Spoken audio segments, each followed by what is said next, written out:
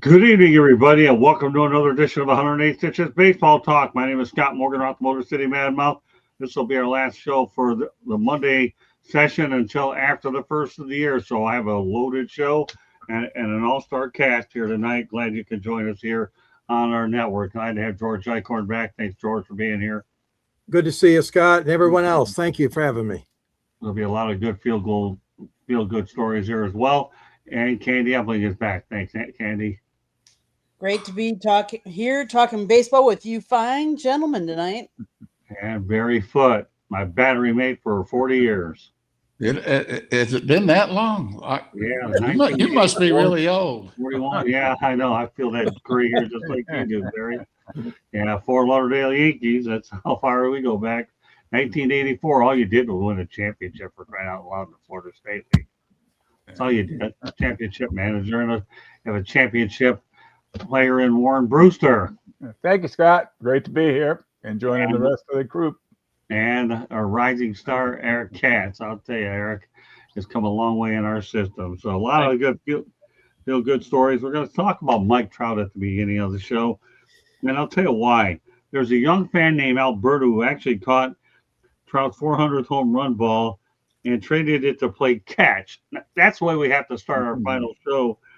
The devoted fan Alberto was sitting in the stands at Coors Field with his wife and two kids. Mike Trout crushed a 485-foot moonshot in the top of the eighth during an Angels 3-0 win over the Rockies. Mike Trout actually played catch with this guy named Alberto, who caught the ball and returned it to him. And then Mike Trout obviously would later on record his 30th multi-home run that gave him 25 on the season. Let's talk about this, George, because to play catch with Mike Trout is surreal, isn't it? It is. And these are the kind of stories I like to hear because, and you guys that have made it a baseball your career, your occupation, like, Warren and Barry and so many others. I mean, when you hear a story like this and this made this little kid's day, made his parents feel great. Mike is one of those guys. I mean, he really is. I really think that the more we can do this as a professional athlete or as a coach or manager and reach out to the young people because they're the future. They're the future fans of baseball, for example. But yeah, that was a great opportunity for Mike, and that was really nice of what he did. I think that's a great story, Scott. A great act, not just a story, an act that he did it. Well, really. Hi, Cool and Bob. Glad to have you in here. Thank you very much for joining us. Candy, what are your thoughts? This is just surreal, isn't it? It's always good when a professional athlete can interact with and help the young youth because let's face it, yes, the youth look up to them and they see their names out there and stuff like that. And they want to be recognized by them. They want to see good out of them. Because unfortunately in the news, there's always so many bad that you got to have the good too. So yeah, good story. Barry? Well, when I managed in the minor leagues, one of the things I emphasize with our players is that when you interact with kids, especially fans, you don't realize it when you're young, but those are lifetime moments. And for this person, that's a lot. When they're 80 years old, they'll remember that moment. And I think we as professional athletes should always remember that what we take for granted in the moment is going to be a life moment for these kids. And I think it shows you the kind of person Trout is. Yeah, he's a superstar in more ways than one, right, Warren? Right. Yeah. I mean, that's a great story. It's a real feel-good story. And anytime the athletes have a chance to interact with the fans, the more power to them. And doing stuff like that, it's really special. And it makes a lifetime memory for this family. It's great for him to reach out and to be able to do something like that. Eric? I mean, Mike, it's no surprise because Mike Trout carries himself in a way that's like almost right in line with Don Mattingly in terms of knowing that they're a superstar, yet not acting like they are one. But good for that kid to be able to play catch with someone like Mike Trout, who at one point was the best player in all of baseball, and I think had he not gotten hurt, might have been up there as the top 3 greatest player ever, I think. But it's a beautiful thing to see whenever athletes do that. Well, one good feel good. I think it's great. Mike Trout is just who he is. I mean, the guy is class all the way. Another good feel good story for Major League Baseball is the fact that the MLB owners approved the $1.7 billion sale of the Rays. So I guess the question is to you, George, will baseball be saved in Tampa Bay with this ownership change? Well, I would think it would be. I mean, they obviously want to get a new stadium, and with that, you've lived through that. So many people have lived through that for years and years and decades. It seems like, but I don't know a whole lot about the ownership group, but I will tell you this: I think that I think they were probably going to stay. That would be my best estimate right now. But who knows if things don't work out? I mean, they got to get that new stadium. They got to get it done fast. Well, the talk is they're going to head to Hillsborough County, but they've already got Tropicana Field after the hurricane. They got a brand new roof and they're trying to fix on the inside. But the lease is only up in a few years. Candy, you're closer to the situation. Maybe you can educate people a little bit more about it. Well, the Tampa Bay Rays have new majority owners led by Jacksonville businessman Patrick Zalupski. He's founder of Dream Finders Homes, who purchased the team from Stu Sternberg's group in late 2025 for about $1.7 billion. He has partners Ken Babby, who is owner of the Jacksonville Jumbo Shrimp and the new CEO of the Rays, Bill Cosgrove, CEO of the Union Home Mortgage, and Stu Sternberg was the former majority owner, but he also retains a 10% stake and will serve as an advisor. So I think, knowing that he's a Florida person from Jacksonville, that I think he's going to try and keep them here in Tampa and in Florida. Whereabouts exactly in Tampa depends on where he can find the best deal and that makes sense. And hopefully they build a stadium that people like, because not many people like the current stadium or the stadium that no. No, and I was there. I've been there. It was not the best stadium, but hey, it's what they had. So hopefully they can build a better, more beautiful. I mean, everybody is doing that. Everybody's building bigger, better, different, more modern stadiums. So they want to get the plans for a new modern stadium. They want them in by 2029. So hopefully Tampa Bay is their long term for the area. Yeah, Tropicana Field is what it is. Barry, I'm sure you've been in that stadium time and time again. What are your thoughts about that? And with the Tampa Bay situation? I love the Tampa Bay area long term for a ball club there.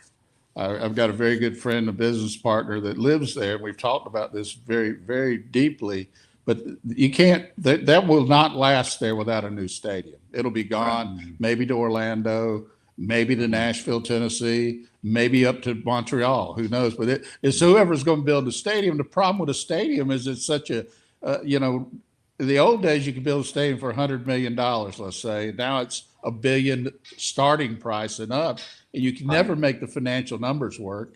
So you're going to have to, you're going to have people with really deep pockets. I don't think this ownership group has. I mean, being a singular billionaire is not a big deal anymore.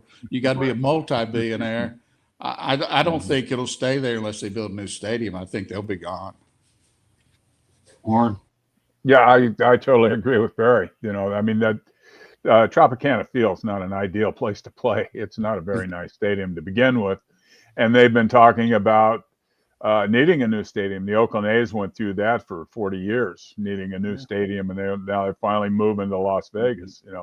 But you hate to see the Rays move out of the Tampa Bay area. I mean, it's where they started from their infancy, and you hope they stay there. I mean, it's a town or an area that can definitely support the team. They just need a new stadium. Once they get that, if they get that hammered out, they're in good shape, because they've been competitive. They're in one of the toughest divisions in baseball, but they've been competitive year in, year out.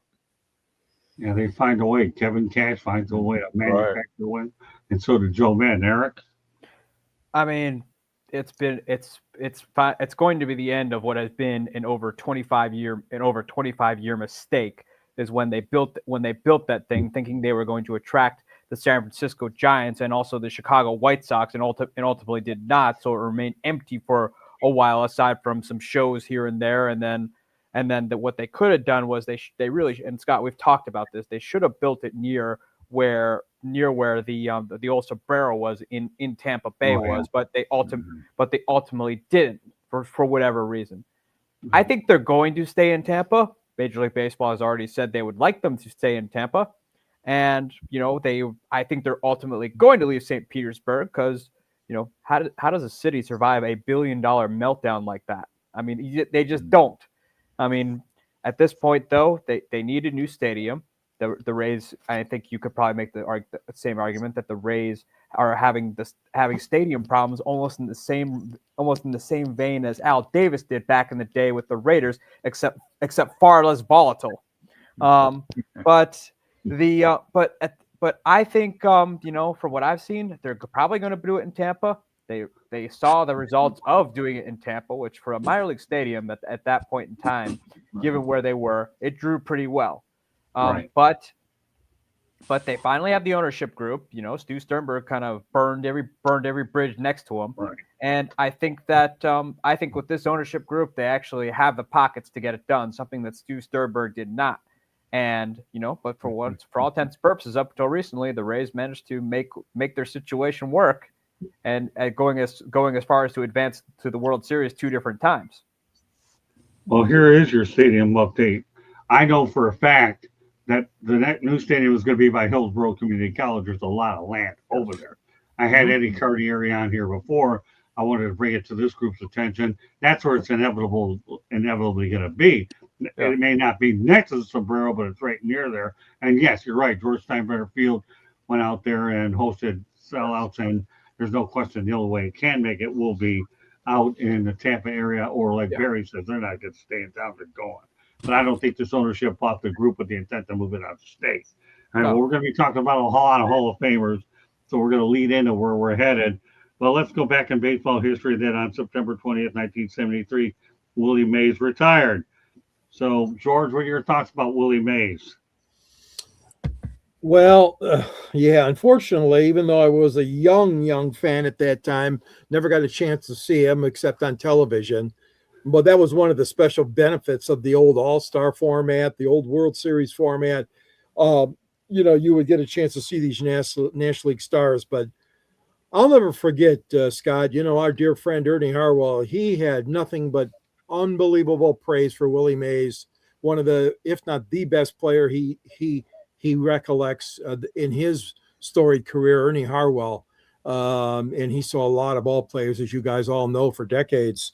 And, that sensational catch he made and just everything else. I mean, the guy, he could run, he could hit, he could field. I mean, he was just a spark plug. And I really do think that the people, you were really blessed if you're of the generation that got a chance to see and enjoy him all those years. I mean, when he retired in 73, it was just kind of like, oh boy, we got to say goodbye already, But yeah, just fantastic player. One of the top, if not the top players in all of history to a lot of people. I got him in my top 5 for sure, but he could be number 1. Candy? He was an all-star 24 times, tying for the second most appearance in history. He led the National League in home runs 4 times and in slugging percentage 5 times, while batting over 300 and posting 100 runs batted in 10 times each. He was an offensive weapon. He led the league in stolen bases 4 times, triples 3 times, runs twice. His 179 steals during the decade topped the major leagues. I mean, he was the first National League player to hit 30 home runs and steal 30 bases in the same season. I mean, the list of accolades. I mean, I could keep going on and on and on. He was a tremendous player, obviously. He played for the New York and San Francisco Giants and the New York Mets. He played 23 seasons in Major League. He played the center field, if people don't know. But, yeah, pretty remarkable player. Perry. Well, I was fortunate enough in 1973 to be with the Montreal Expos when we played in Shea Stadium on his retirement day. Wow. Where they brought, it was hard to believe. They opened the center field fence and it was like a parade of cars, boats, you name it. They were just bringing it in. This were gifts to Willie Mays. So I got to see him play. He really wasn't a real good player at that point in time. But, his career speaks for itself. Warren and I played in San Francisco many times. It's hard to believe a right-handed hitter could hit as many home runs as he did in that ballpark. And it's just no telling what he could have done in any other ballpark in baseball other than Candlestick. So it's very easy to make the argument that he's one of the greatest players, obviously the greatest center fielder of all time. And he would easily be in that top 3 to 5 discussion all the time. Great player. If you've ever been to Candlestick Park, and I haven't, when the Lions went ahead and played the 49ers a couple of times, that wind blows off the bay like you wouldn't believe. It is awfully cold, Warren. Yes. Yeah, I grew up going to that ballpark. And and until I came back as a player, I didn't remember how miserable it was. As a little boy, it didn't make any difference to me. I was just happy to be there. And then, and I was fortunate enough to grow up watching Willie Mays. I got to see him on a daily basis. We didn't have much TV back in those days, but I was on the radio. My father would pick me up from school, and we'd listen to the Giants games in the morning or in the afternoon, and the Dodger games at night.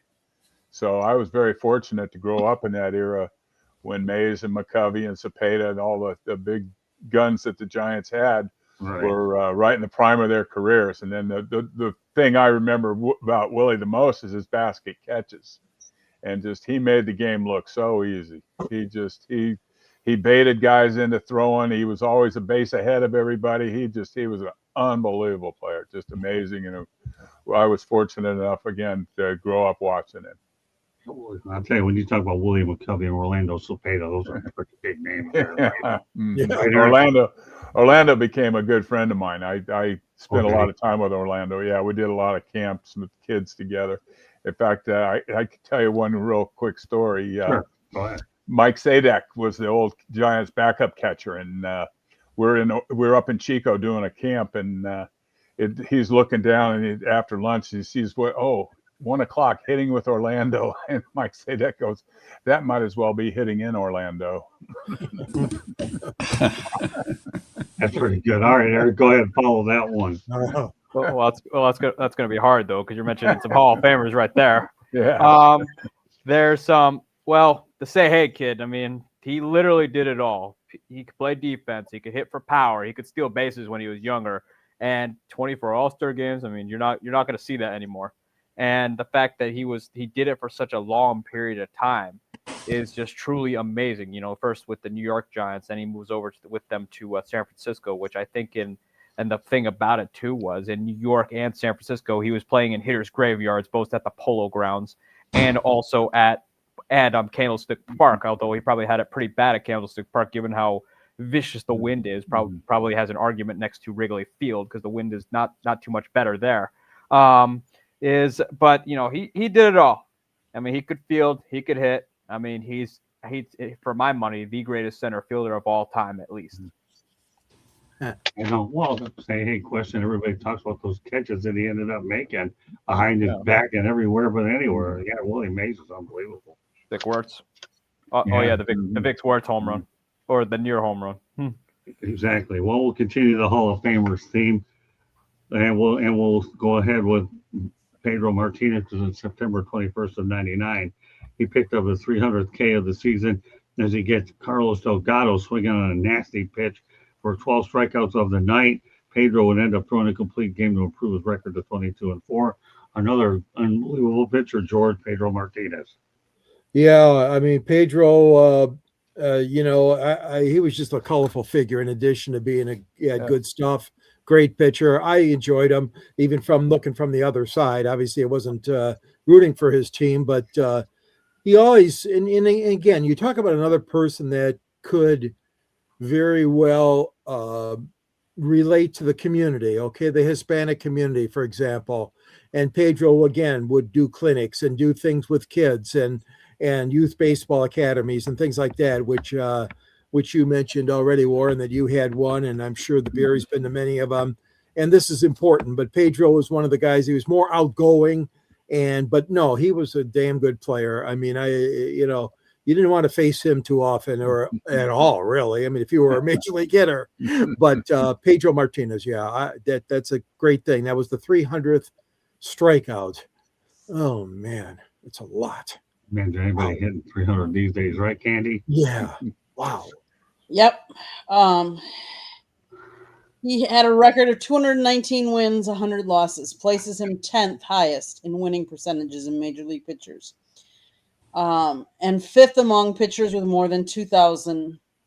You talk about he reached the 3,000 strikeout mark in fewer innings than any pitcher except Randy Johnson and Matt Scherzer.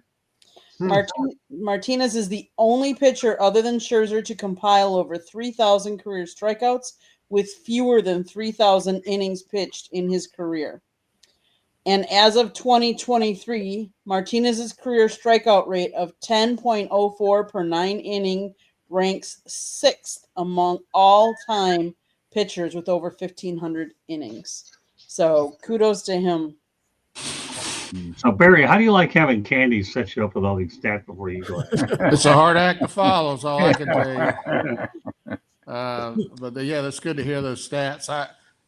Pedro, I saw him when he was very young, and he is like a lot of guys who end up in the Hall of Fame who have good stuff, but also don't mind pitching inside.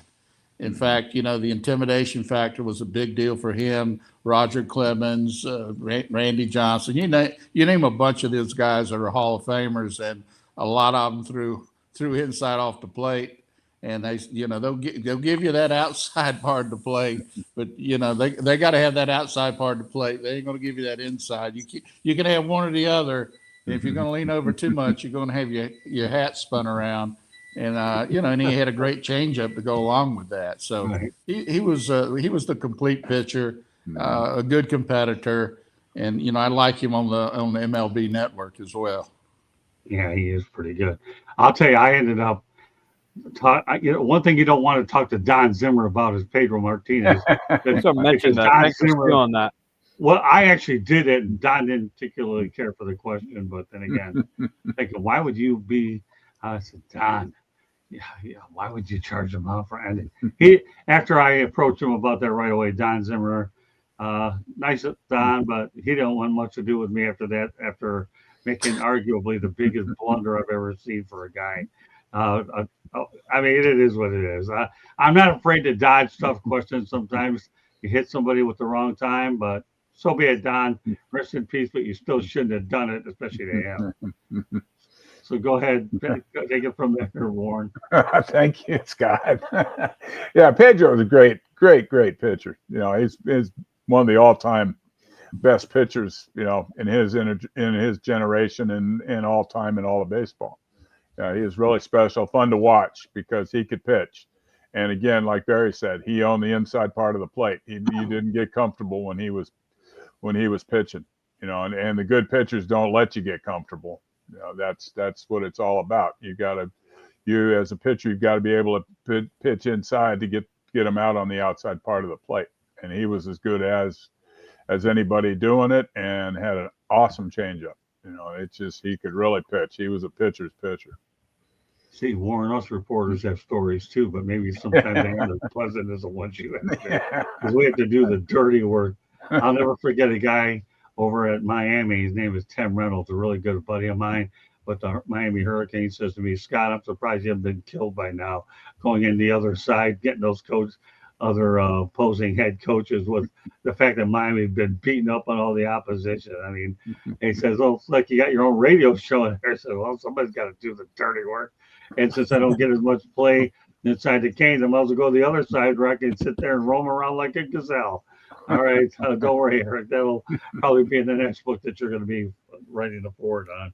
Well, Let's talk about Pedro for now. Well, it's not your only moment, Scott. You managed to anger an entire country.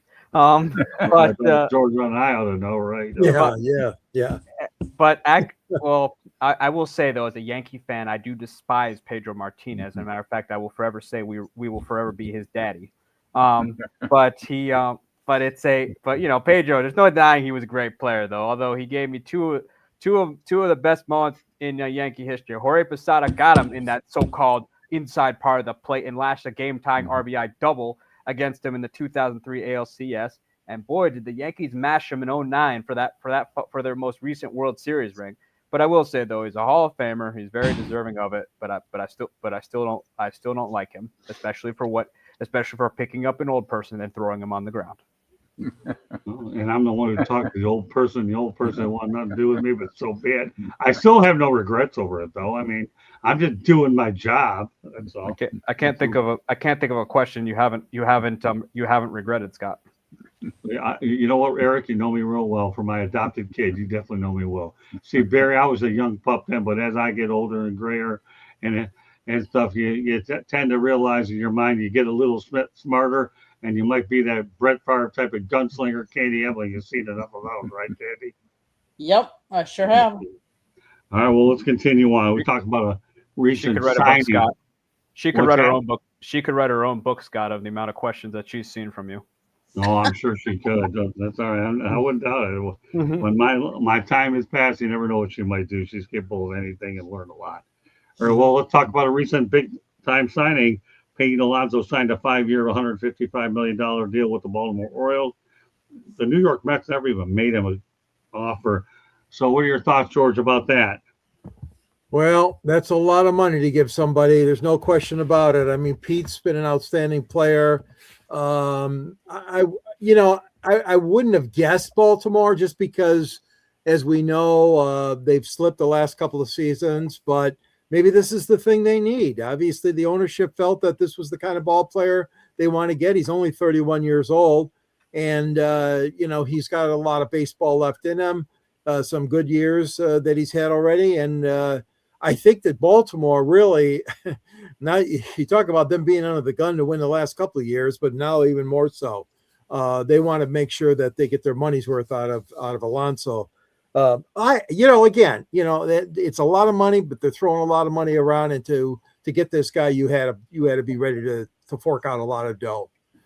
I'm glad they got him only because I think that he'll do well in Baltimore, and he gets a chance to stay on the East Coast, probably where he wanted to be. And he'll play in a hitter's friendly ballpark. Yep, yards for sure. Candy, Do you know where Pete Alonso was born?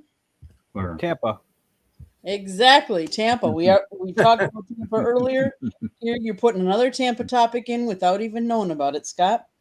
He played. Do you know where he played his college baseball? Eric, don't answer. I think the Tampa Spartans. No. Anybody else? Eric, do you know? I could tell you where he played summer collegiate baseball. You'll like this. He actually played for the Madison Mallards for a summer. He actually played college baseball for the Florida Gators before the Mets. Selected him, and the Mets selected him in the 2016 MLB draft. He's won numerous awards. Kudos to him. He's so far he's had a really great career for the Mets. Nope. As far as Baltimore goes, signing him a 5-year contract worth $155 million. Can I have half that contract? I need to be signed for part of that contract. Come on, I need some kind of. I mean, I'm not getting paid those kind of numbers, Scott. Neither am I, but that's beside the point. You get fringe benefits, so that's okay. So, all right, Barry, some thought about Pete Alonso. Well, I'm surprised the Mets didn't re-sign him for that kind of money. I mean, that's a lot of money, but it's not a lot for the Mets, and I don't. They're going to have to spend. I don't know where they're going to get the guy to replace him. For the numbers he had. Not to say he'll have those kind of numbers again. I think going to Baltimore is probably a great deal for him because it's a bandbox, good hitters ballpark, and really, they have those young players. If they play up to their potential, they could be a handful this coming season. I'm just very surprised that the Mets, for that kind of money, didn't re-sign him because their owner, he doesn't seem to care about what he has to spend as long as it's keeps them in the hunt. But I don't see that. And now who's going to hit behind Soto now? I mean, they brought some real issues upon themselves unless they're able to sign somebody out there, and that's going to cost them a lot more than $155 million to sign the guys that are left that might be, the answer. So it's a little bit surprising. Yeah. Hi, Eddie Preller. Glad to see you tonight. Warren? Yeah, it is. It's hard to understand that the Mets didn't re-sign him. I mean, he was the face of the franchise. He and Soto were, 3-4 in the lineup, and it's going to be a big hole for them to replace. And it's a great sign for Baltimore, I think. Again, he's going into a hitter's ballpark, and Baltimore's got to do something to stay competitive with Toronto now. Boston continuing to get better. The Yankees are always good. And Tampa Bay's always competitive. I mean, Baltimore's got to do something to stay competitive in that division. And they went out and they're willing to spend the money to do it. So they're gonna stay competitive with the rest of that division. Eddie, I think everybody's shocked that Baltimore got Alonso. Eric? Mm-hmm. Well, as far as bringing issues on themselves, we should all know this. The Mets have been doing this to themselves since after they won the 1986 World Series, so it's no surprise there. I think Baltimore, I'm not surprised that they got him because they needed a first baseman. I think Ryan Mountcastle has kind of hit his ceiling there. They were counting on Kobe Mayo last year to take over the position, but Kobe Mayo really hasn't panned out.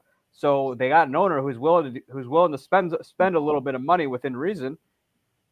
And so with a guy like Alonso there, that's what they did. He's going into a hitter-friendly ballpark. He'll have a lot easier time hitting home runs than he ever did at Citi Field. And they are, they need a veteran bat in that lineup because the young kids can't always do it on their own. So having a guy who's been a star, which I hate to admit that Pete Alonso has been at times, even though I will admit that I'm his fiercest critic, which I'm sure Scott can remember when I went WWE on him during during those contract negotiations, not this offseason, but the offseason prior. But it's that I wasn't surprised that the Mets didn't bring him back. David Stearns wasn't really that high on him. I think that last year he was more or less forced to bring him back because Cohen liked him, and then this offseason Cohen said, "Hey, I'm going to let you have it." And so I think Stearns was finally was counting on his power dying at some point because power hitters are great until they're not. But that's just the way it went down. I know Pete Alonso was near and dear into the hearts of Mets fans, almost in the same light as like a Keith Hernandez or even Tom Seaver back in the day was. But it's the fact that he let him go. Mets fans aren't happy. I mean, they've lost a lot of people. Now Juan Soto is really the only legit bat they have in that lineup. But as far as what happens to the Mets, no, I don't feel bad for him. Matter of fact, I relish anything bad that can happen to that franchise. When it runs at Tom Seaver. Oh, he's definitely Mr. Met if I ever saw one. Well, this stat I'm about to give you may not help him right away, but it is a good sign for the future.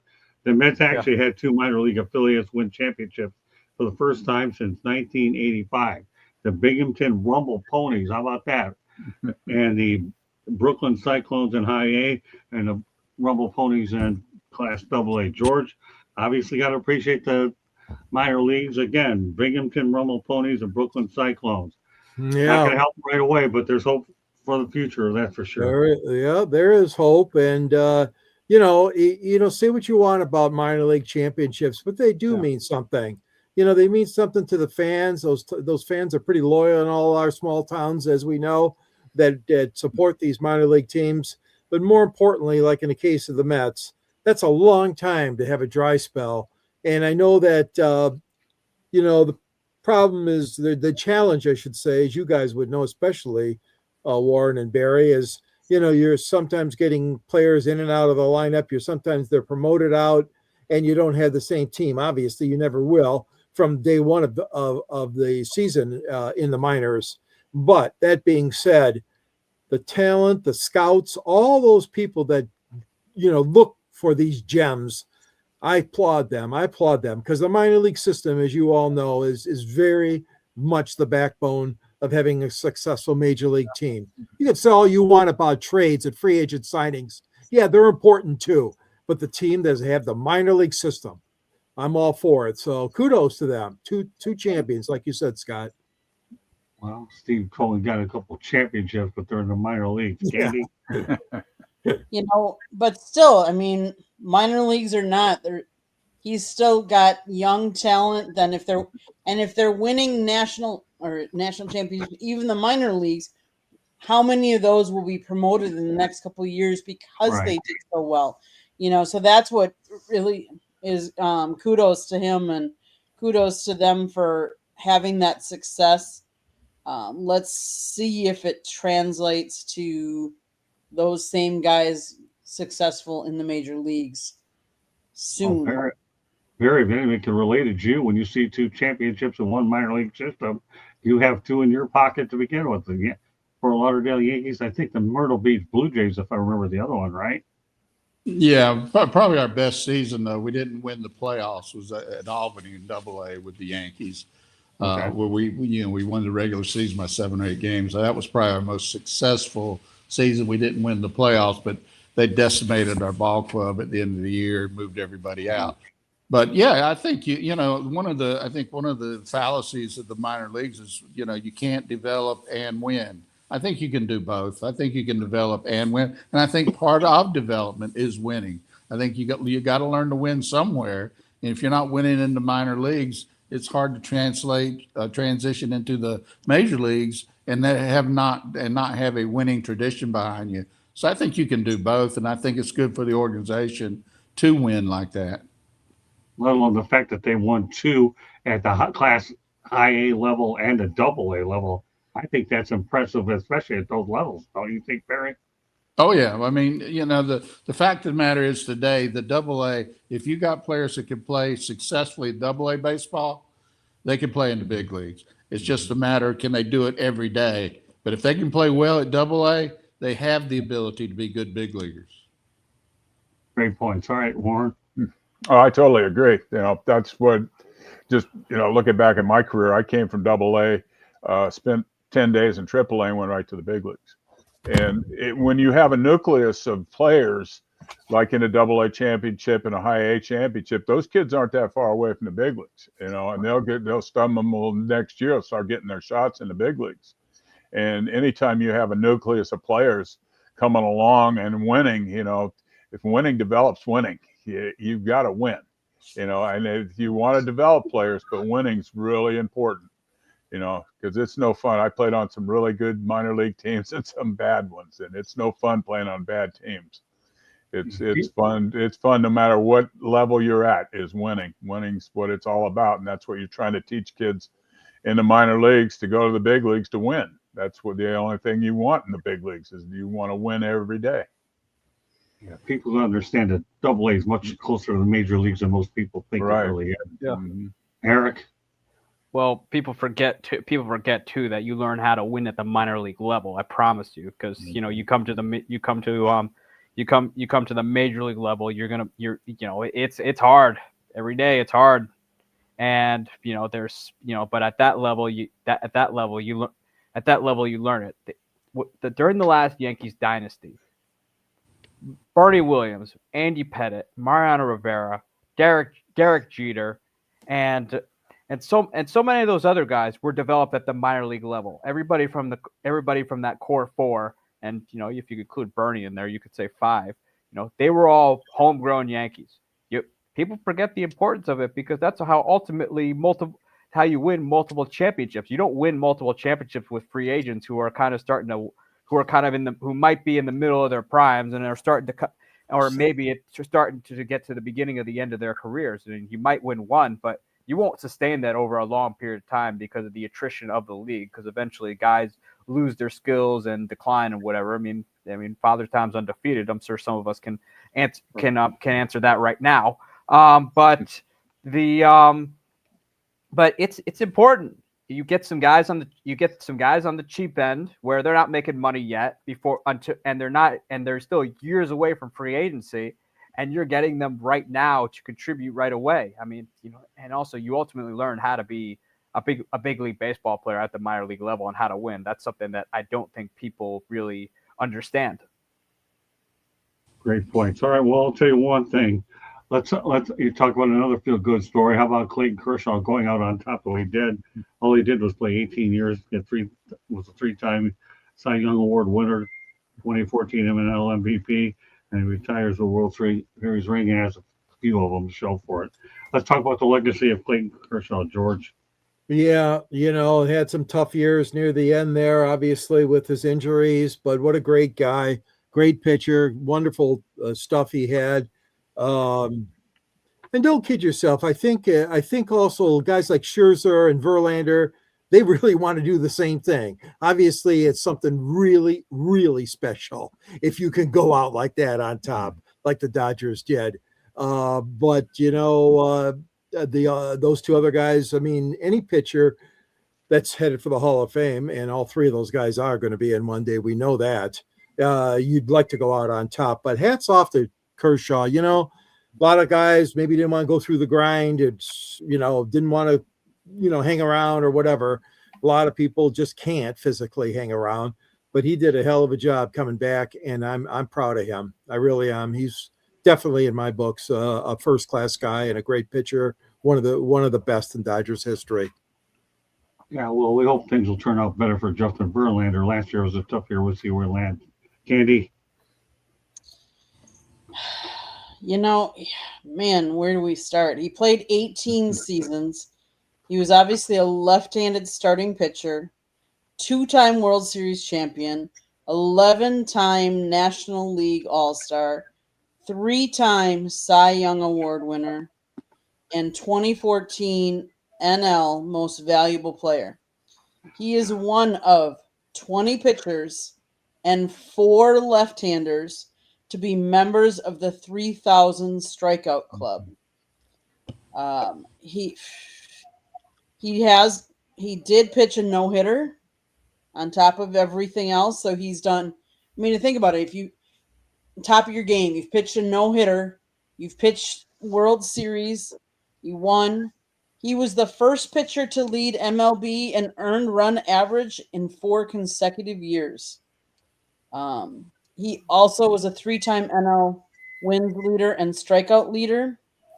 His 2.53 career ERA is the lowest among starters in the live ball era, with at least 60 starts. Wow.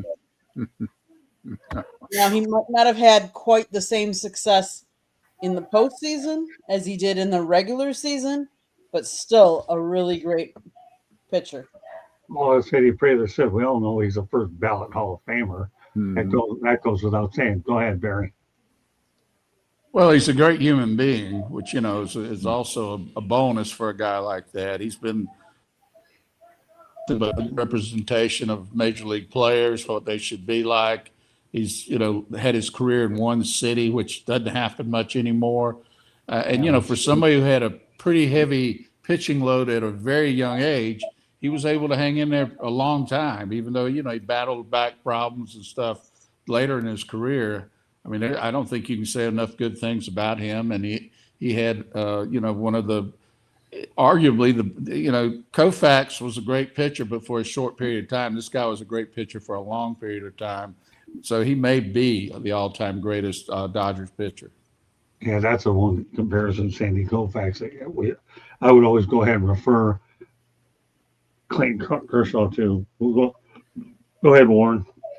Well, the Dodgers have a lot of Hall of Fame pitchers in there from their organization, and his statistics are the top of all of them. Just to show how well he played during his career for 18 years. I mean, the longevity is amazing. He did start at a young age and stayed healthy all through those years until recently. And he goes out winning back-to-back World Series. I mean, what a better way to go out. He had a phenomenal career, and obviously he is a first ballot Hall of Famer. And a super individual. Hall of Famer off the field also. And the thing I liked the most was he got to take a picture with his whole family after everything settled down in the World Series. He got all his family together, and they all took one big picture out on the pitcher's mound, which has got to be special. That's something that he will have a lifetime of memories. And no question about it, Eric. I mean, best pitcher of my generation, I think. I mean, pretty sure Verlander's got the argument, but I'd probably say it was Kershaw. It was Kershaw before him. I mean, the kid, he's just had an unbelievable career. He's had over 3,000 strikeouts, which I'm not sure if we're going to see that just because guys don't throw enough anymore. And he got to go out on top. He got to go off into the sunset, which is something very rarely seen in sports and probably work in general. Very rarely do you get that happy ending, and Clayton Kershaw managed to get it, which happened for him. Couldn't have happened to an even better guy. And he's going to be a Hall of Famer, no doubt. And best pitcher. All I can say is best pitcher of my generation. Very hard to debate that. Well, I'll tell you what. Here's a rising star. Augustin Ramirez is the first catcher rookie to have 30-plus doubles, 20-plus home runs, 15-plus stolen bases, and he was acquired in the Jazz Chisholm home trade. So there's a guy. When you look at Augustin Ramirez, there's a catcher to watch out for. We all talk about Cal Raleigh, but the Marlins have something, and they picked him up in this trade. George, some thoughts about the upside of Augustin Ramirez? Well, those are some great numbers, obviously, and that's a great achievement for Augustin. And anytime you can get a catcher like that, I'm telling you, you better keep your hands on him because who knows? I mean, we all know that it's a difficult, if not the most difficult position on the field, I think, catching. But he really, he really put some great numbers up, the 20s and the doubles, and that's good to have power like that. It really is. And I know a lot of teams look for that, and we don't have as much, I don't think, as we used to in the old days. I mean, obviously, guys like Johnny Bench and that, but Tim McCarver. I mean, I remember way back. But those guys nowadays, it seems harder and harder to get a power hitting, except for the guy in Seattle, our buddy. Oh God. Well, I just thought about him. He just popped into my mind, Warren. I mean, how can I forget him? But yeah, no, for this young kid, Ramirez, bright future, boy, oh boy. Yeah, you gotta think good things for him coming along, Scott, in the next few years. Yeah, I watched him play quite a few times. He's a really impressive player. Candy, you saw him play too. Yeah. I did. He was part of that Jazz Chisholm trade back in 2024. He had spent the remainder of the season then with the AAA Jacksonville Jumbo Shrimps, playing in 39 games, hitting .262, .354, .447 with 5 home runs, 24 ribbies, and 4 stolen bases. He was optioned to AAA Jacksonville to begin the 2025 season, but on April 21st of 2025, he was promoted to the major leagues for the first time. On April 25th, he hit his first career home run, a 2-run shot off Casey Lawrence of the Seattle Mariners. Upside, very good kid. I'm hoping he has a good career. He is from Santo Domingo, Dominican Republic. He bats right, throws right, and so far he's hit 21 home runs with 67 runs batting 231. Barry? I'm not sure he can catch. Problem is he played 80 games and had 19 pass balls, threw out 8% of the runners.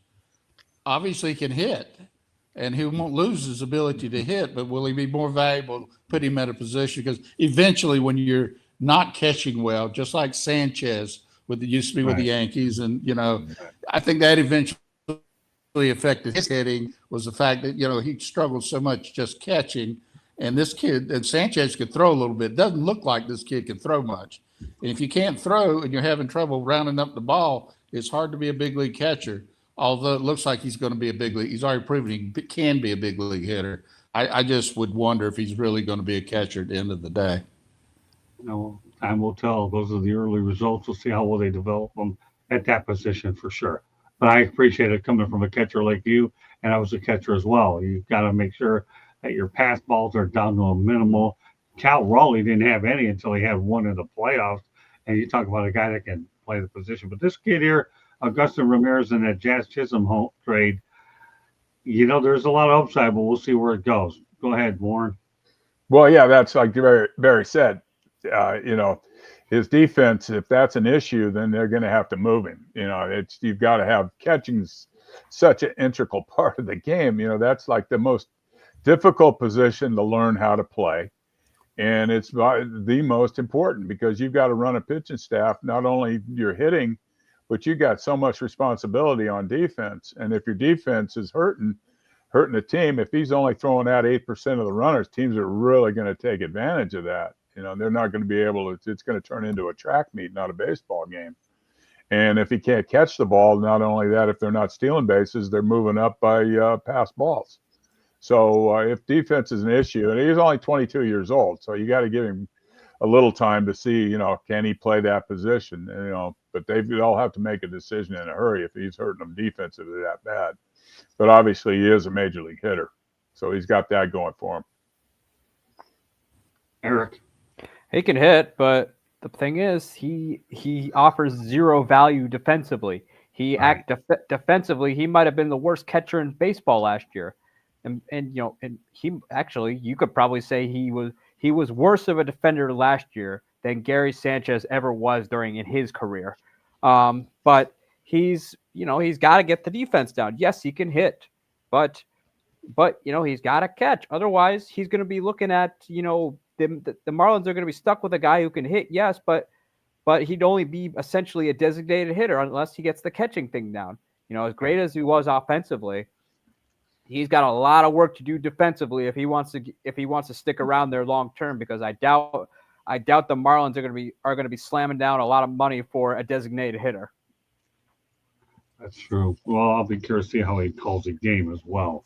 So I always like to talk about a no-hitter. This one I'm going to go back to is Felix Hernandez, who threw a perfect game on August 15th, 2012. Talk about Felix Hernandez as a pitcher. He was a dandy, wasn't he, George? Yeah, he sure was. I mean, he had another guy that had a really good career. King Felix, I remember they called him. Yeah, he was a king, all right, king of the hill on the pitching mound. And, again, he was with Seattle, I think, for his whole career, if I'm not mistaken.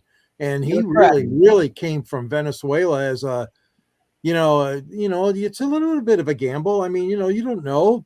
Basically, a lot of the guys, unless you have confidence, obviously you have to have confidence in your scouting when you take a kid like this. But yeah, I mean, geez, that's a great achievement. That perfect game, August 15, 2012, I think you said. God, that's only 13 years ago it happened. So right. Yeah, and it's such a great achievement for him. And I mean, he didn't win a championship, but he certainly had a great career. I mean, could have been better, yeah, but I liked him. I liked him as a pitcher, Scott. I think he did a good job, and certainly he helped the Mariners out quite a bit, obviously. Candy. Gee, Scott, you really are going with this Tampa theme because he threw his 23rd perfect game in MLB history, defeating the Tampa Bay Rays. I have Tampa on my mind. I guess. On April 23rd, 2016, Hernandez claimed the record for most strikeouts by a Mariners pitcher when he struck out Rafael Ortega of the Los Angeles Angels for his 2,163rd strikeout. The previous Mariners record of 2,162 strikeouts had been held by Randy Johnson. Hernandez's 146th win, which occurred on May 9th, gave him the club record in that category as well. For a decade, Hernandez was one of the best pitchers in baseball. He was also a fan favorite in Seattle. He was known for his durability. He started 30 or more games in each of 10 consecutive seasons. Beginning at age 30, he experienced a series of injuries and then the decrease of his fastball velocity and an increase in his ERA. So, but kudos to him for, if you think about it, knowing he started 30 games or more in each of 10 consecutive seasons. It's quite the accomplishment. And then, of course, to beat out Randy Johnson in strikeouts. Wow. Barry? Yeah, he was a great pitcher, had great stuff. If you look back on his career, the only thing he suffered from was being in Seattle because you didn't get to see him that much on the East Coast. And the times that I did get to see him on TV, he had a bow locker breaking ball along with a fastball that didn't look like he threw too many of them very straight. So he had great stuff, great career. Like I said, he just suffered from, at the time, being in Seattle, you just don't see much of the Seattle team on the East Coast. So other than that, he was a great pitcher. Warren? Yeah, it was great stuff. Yeah, without question, he was one of the top pitchers in his era. And the thing I remember the most was the people and the fans in the stands had K cards, and on the K was a little crown on the corner of the K for King Felix. He was the king. He was the king up there. He owned Seattle. He was a great pitcher. Had a great career up there. Eric? For a period of time, he was the best pitcher in the American League. That perfect game kind of solidified that. He was fun to watch for a while. They called him King Felix, and despite the Mariners going through their struggles during that time, people turned out in flocks to go see him pitch. Okay, here's another transaction that recently took place. Right-handed pitcher Merrill Kelly and the Diamondbacks are reportedly in an agreement on a 2-year contract. Well, there you go, George. Some thoughts about Kelly remaining in Arizona. Well, anytime that you've got a pitcher that you want to keep, it's going to cost you a little bit of money. But hey, I tell you what, they've got a lot of things to fix in Arizona right now. So it's definitely good news if you're a fan of the D-backs, as you want to keep a guy like Kelly around. This is a good guy. He's got some good stuff. I remember seeing 1 or 2 games on national TV last season. I think that this is, again, as much as you can to try to keep your own, and we know it's not always possible, but that was a good move, I think, by Arizona. I really do. Candy?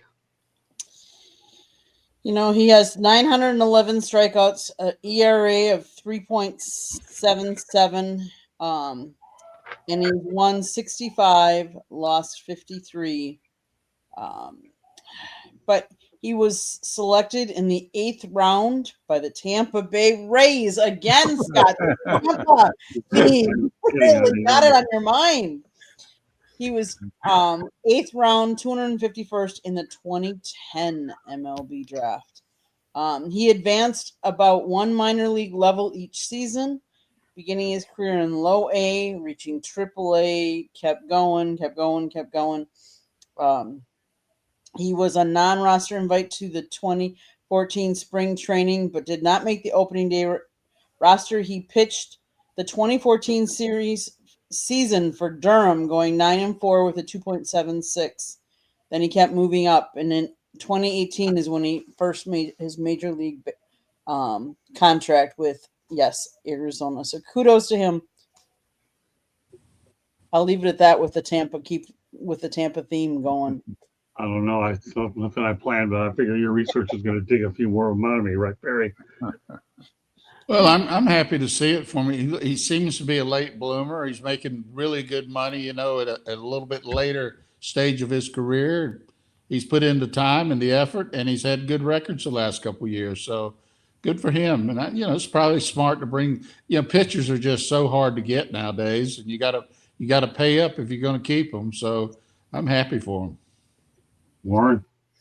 Yeah, I mean, it's good. It's good for Arizona. They need quality pitchers, and he's definitely becoming a quality pitcher. He's one of the mainstays in their rotation, and you can't afford to let if you hit a quality pitcher, you can't afford to let him go this day.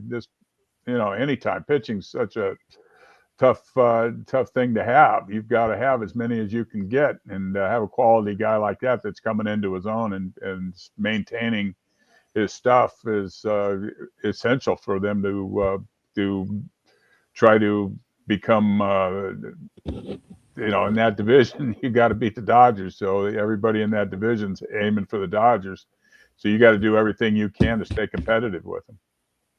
Eric.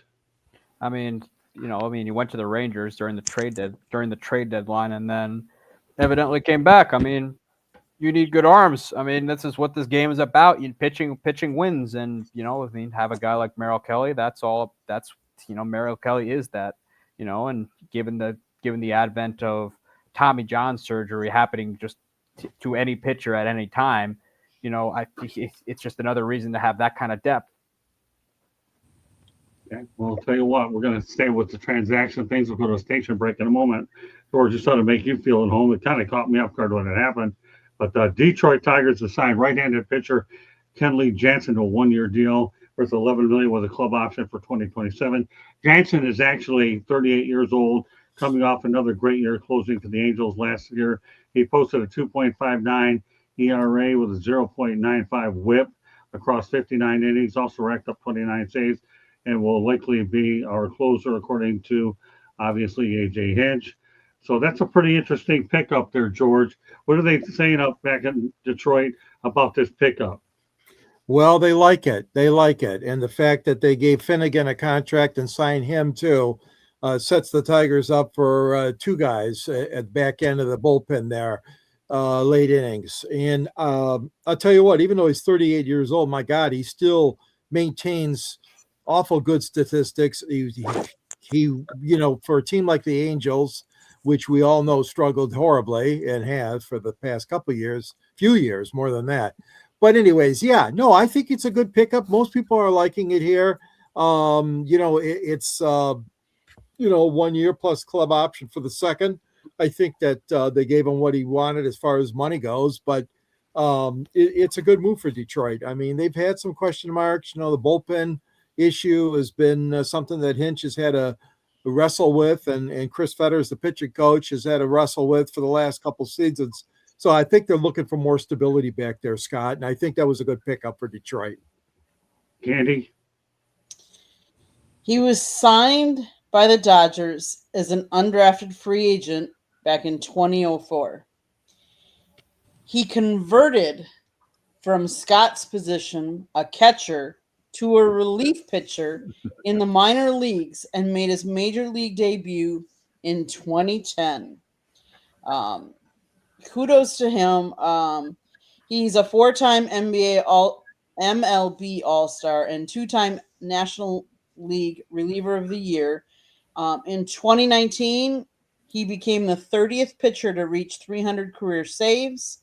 In 2023, he became the 7th pitcher to total 400 career saves. He is also a member of the 450 save club, having reached that on April 8th, 2025.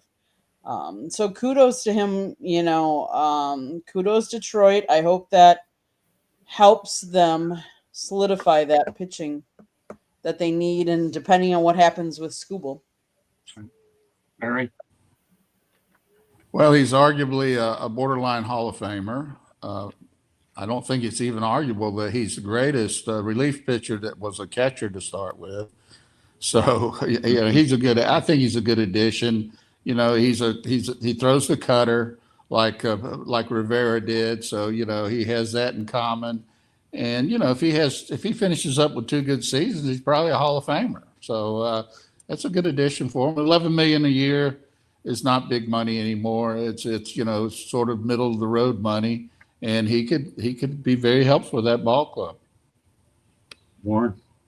Well, his track record just speaks for itself. So, anytime you can add and make an addition like that to your bullpen, you can't help but he can't help but get better. So now they can look for seventh, eighth inning people to get him to him. Eric. I mean, this year he's going to pass Lee Smith and be third all time in saves, and he has all the credentials to be a Hall of Fame closer. I mean, I don't think it'll take nearly as long as it took Lee Smith to get into the Hall of Fame, which was just wrong. But he's still proving he's got it. I still think he's got some gas left in the tank. The Tigers certainly think so. They got him for they got a quality closer for not a lot of money, and I think Detroit realized that their bullpen, not this past year, but the year before, kind of overachieved in some regard, and they got themselves a proven closer. And he's going to be pitching in a ballpark where it's not going to be as hitter friendly as other places he's pitched, and he should have some success in Motown. Yeah, Comerica Park's definitely a pitcher-friendly park. All right, one last topic before we go to the station break. Jack Caglione will play for Team Italy in the 2026 World Baseball Classic. Some thoughts, George? Well, I had to go to the stat book. Sorry to steal your thunder, Candy, but he only hit 157 this year with Kansas City. But you know what? A lot of times, there's teams from different countries, okay, that do have a difficult time fielding a roster for the World Baseball Classic. So I want to take nothing away from him, nothing away from Italy. I mean, but it's a good achievement for him, okay? Let's not dwell on the negative. So he had an off year. But basically, he's only 22. He at least is now given a chance, and the Team Italy, of course, has a chance to compete in the World Baseball Classic. They're not one of the favorites. We all know that, but good for Jack. I mean, he's a young fella, 22 only. I think this will be a good move, and that'll certainly put some confidence in the kid too. All right, Candy. Okay, back to your Tampa. He was born in Tampa, Florida, and he played for the Florida Gators. I know about that one at least. I'm on a media distribution list of the Florida Gators, and this kid was putting up some pretty good numbers. I was glad to see him get picked up. Go ahead, Candy. He was drafted by the Kansas City Royals with the 6th overall pick in the 2024 MLB draft. He signed on July 23rd and received a $7.21 million signing bonus. He was assigned to Quad Cities River Bandits of the High A Midwest League to begin his professional career. He was promoted in 2025. He was promoted to the Northwest Arkansas Naturals of the Double-A Texas League. He still had yet to pitch at the professional level. Instead, he was opting to focus on his development as a position player. On April 10th, he recorded a single that at the time was the 12th hardest hit ball ever recorded during the StatCast era. On April 25th, he played in right field, his first outfield appearance. And then May 18th, he was promoted again to Triple-A International League. And then on June 2nd, 2025, he was promoted to the majors. He had his first multi-hit home run game, but he also injured his left hamstring muscle in late July and was set to the injury list. So that's part of why his stats aren't as high as they could be, but he's got nothing but upside, and I think he has an exciting future. So I'm excited. Can't wait to watch him. Barry.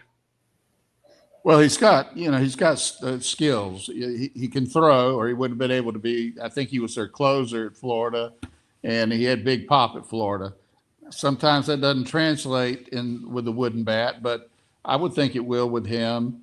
I think he's got great upside. I'd throw out the stats for this past year at big league level, and he could be. He could actually do something in that. For Italy. So good for him.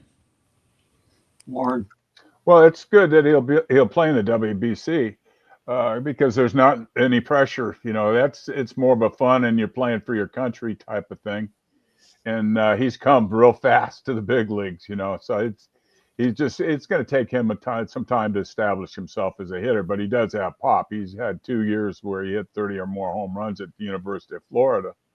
So he's an up and coming star, and it's good for him. The more experience he gets playing at that level, even at the WBC, where he's going to see a lot of major league pitching, will improve his ability to play in the big leagues, and he'll get off to a much better start this year, provided that he's healthy. As long as his hamstring heals and he's good to go, I think that'll really help him with that little early being in the WBC early in the season. So he'll get a little more experience, which will really help him in this following coming season. Yeah, I'm looking forward to seeing what Jack Caglione does. I really am. Yeah. I saw his numbers in Florida, and I think that he's with the right organization, the Kansas City Royals, a team that obviously is on the rise again. And sometimes you have to be in the right situation, right manager, and I think he's in a good spot. Eric? I mean, he hit 7 home runs in 62 games, so that's a pretty good number. I mean, he only appeared. It's a small sample size. We can't harp on the guy now. He hasn't even played a full. He hasn't even played a full year yet. He hasn't even played half a year. So there's plenty of upside there. He's got power. He's playing at a great hitter-friendly ballpark in Kansas City, and we just got to give it some time. I think he's going to be fine. He's a star. And I think he's going to he'll find a way. It's just let's just see what he does in a first full year before we all start going to the hallway and pulling the fire alarm. Can I just add, in his junior year in 2024, he hit home runs in 9 straight games, including one against Jacksonville that traveled an estimated 516 feet. Wow. All right. Well, now you can add again a station break. South Florida Tribune Publishing Company published a book, Lessons from the Microphone, Tuning into the Enduring Wisdom of Visionary Leaders. It is written by our host, Scott, the Motor City Madmouth Morganroth. And the foreword is written by another panelist here, Mr. George Eichhorn. They wrote the book. It's a great book. If you know anybody that wants to get into the media business, whether it be broadcasting or writing side, this is a great book for them. Get your copy today. It's available on Amazon, Barnes & Noble, Kindle, Google, and Apple Books. There's also a link on our website, www.southfloridatribune.com, where there is a plethora of great content. Go check it out. If you like to listen to podcasts, you can find us wherever you get your podcast.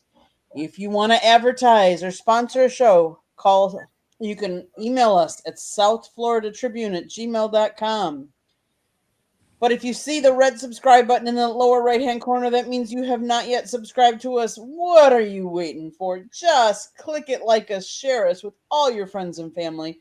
Turn on your notifications so you're notified every time we go live. Back to you, Scott. All right, let's go to our feature topic of the night. Welcome to the Baseball Hall of Fame, Jeff Kent, Joe Buck, but no Barry Bonds. What a shame. My goodness, I feel bad. No, I don't, really. But George Eichhorn, what are your thoughts about Jeff Kent making it? Well, I was a little surprised only in the fact that with all those guys on that ballot, I thought maybe they would have 2 of them, but he did, he had a very steady career, very, consistent hitter, and didn't make any crazy moves such as off the field or anything like that. Very, very, routine type of career is what I'm saying, but a very good one. His stats, I think, are, they aren't the greatest. Okay. That's why he obviously didn't get picked by the first ballot. I mean, in the first 10 years of the ballot that he was eligible. I think they did the right thing. Like I said, and it wasn't Bonds. I just thought that there were a lot of other deserving people on that ballot, but I really think that Jeff deserved it. I really do. And he might have been a little borderline for a lot of people, but he still, to me, had a great career and was a great asset anywhere he played.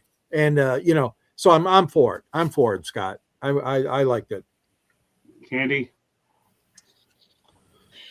George, Kent's 351 home runs as a second baseman are a major league record, and his career 500 slugging percentage is the second highest at the position.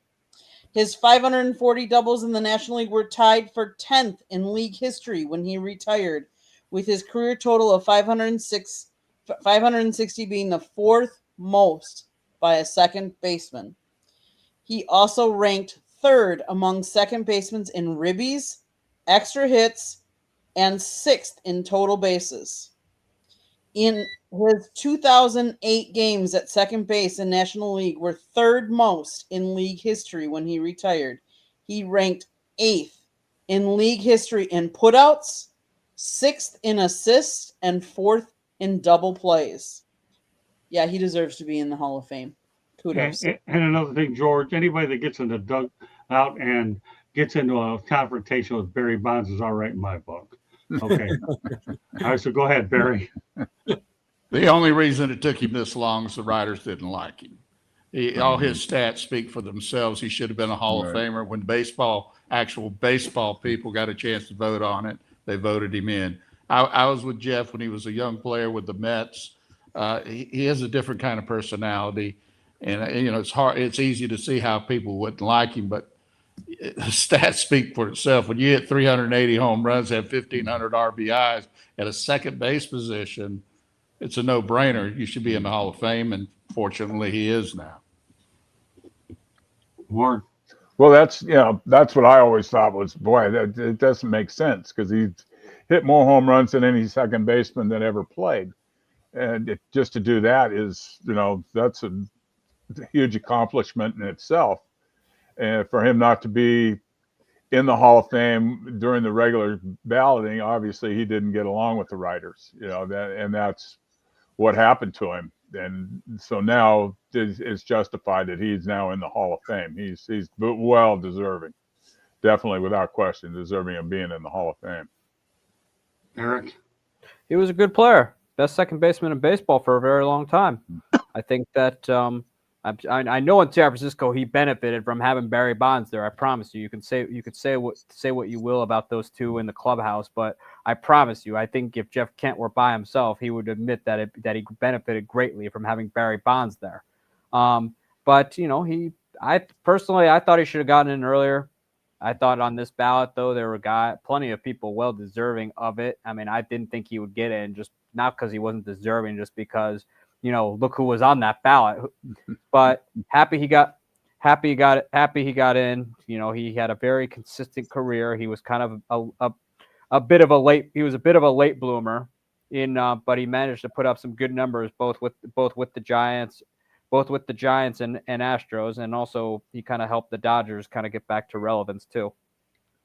Another new member of the Hall of Fame, Joe Buck, wins a Ford Frick Award for the broadcasting division. His father, Jack Buck, is also in the Hall of Fame. George, Joe Buck.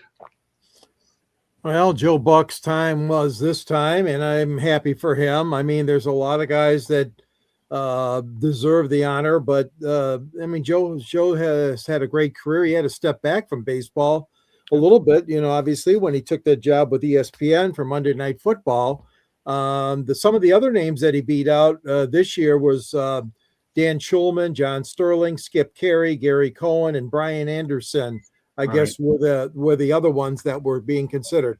It's a very difficult thing to obtain. I know that because there's just there's only one every year. So I mean, it takes a while. If you're a career guy in radio and broadcasting baseball, I mean, you may or may not make it. I mean, there's a lot of good ones that haven't got that award. So hats off to Joe. Joe's done a great job, multi-talented, especially in baseball and football. He's done a great job. All those years with Tim McCarver too, he worked with. So I think it's justified, Scott. I really do. He deserves it. Yeah. I know that Joe Buck is one of Candy's favorite announcers, but anyways, Candy, go ahead and pile on the stats about why Joe Buck belongs in the Baseball Hall of Fame, because I know you're definitely for it on. Scott, here we go again. You put his name in for us to talk about. Do you know where he was born? St. Petersburg, Florida. He has called The Super Bowl 6 times. World Series 23 times. He is he's 8-time Sports Emmy Award winner, 7 for play-by-play, 1 for studio host, 3-time NSMA National Sportscaster of the Year. He's also won the 2020 Pete Rozelle Radio Television Award from the Pro Football Hall of Fame. Right. He is NSMA Hall of Fame inductee, class of 2024. Yes, he won the 2026 Ford C. Frick Award from the Baseball Hall of Fame. Joe's father, Jack Buck, won the award in 1987, making him and Joe the first father-son duo to earn the distinction. So kudos to him. I've met Joe Buck quite a few times, and every time we've talked, he's one of the classiest people I've ever seen. It, I really have. Really true, nice guy, and I'm glad he made it into baseball's immortality. Barry? I'm happy for him. Glad he's in the Hall. I still like Jack better. Okay, fair enough. What about you, Warren? Oh, I'm glad for him. It's great. It's his father was a great announcer, and he's a great announcer. So the apple doesn't fall far from the tree. It's that simple. Eric? I mean, Joe, there's no doubting what he's accomplished in his career. I mean, we all know he's benefited from his dad, because his dad was just on the guy is, like, to this day is St. Louis Cardinals royalty when it comes to that team. But he's called a bunch of notable moments in baseball, and he's called multiple World Series. So he's definitely deserving of it, even if people don't care for the guy personally. Yeah, well, I'll go back to Eddie Prather. Joe Buck's knowledge of baseball is much higher than football. I think that's a fair statement. I really do. Okay, and also because he broadcasted it longer. Well, that's true. It's also want to wish Jim Leland his 81st birthday today. So, Jim, happy birthday. I've worked with Jim many times. You won't ask for a much classier person. I know, George, you've probably worked with him a little bit. That's great. Happy birthday, Jim. Did you crush a heater with him, Scott? No, I didn't go that far, but I'll tell you, Jim Leland's a class act. I have some good pictures of him. Candy? Yeah, Jim Leland, he was, a manager for the Pirates, the Marlins, the Rockies, and the Tigers, obviously. He also coached for the Chicago White Sox, World Series champion, 3 times manager of the year. Detroit Tigers retired his number. He's in the Pittsburgh Pirates Hall of Fame, the Marlins Legends Hall of Fame. He's in the Major League Baseball Hall of Fame. Kudos to him. Barry? Oh, just another catcher who was a Hall of Famer. Yeah. So I really respected Leland. He was in my group of about 3 or 4 managers that I really thought could manage at the major league level when I was around that level. And he deserves whatever accolades he gets, because he was a great manager. He was definitely a Hall of Fame manager. Warren? Well, I was fortunate enough when I was with the White Sox in 1982. He was our third base coach. So I got to see him. I got to spend a month with him in September of '82, and he was a great guy to be around. He kept everybody loose. He was hilarious. He was a great guy. I really enjoyed spending time with him. Eric?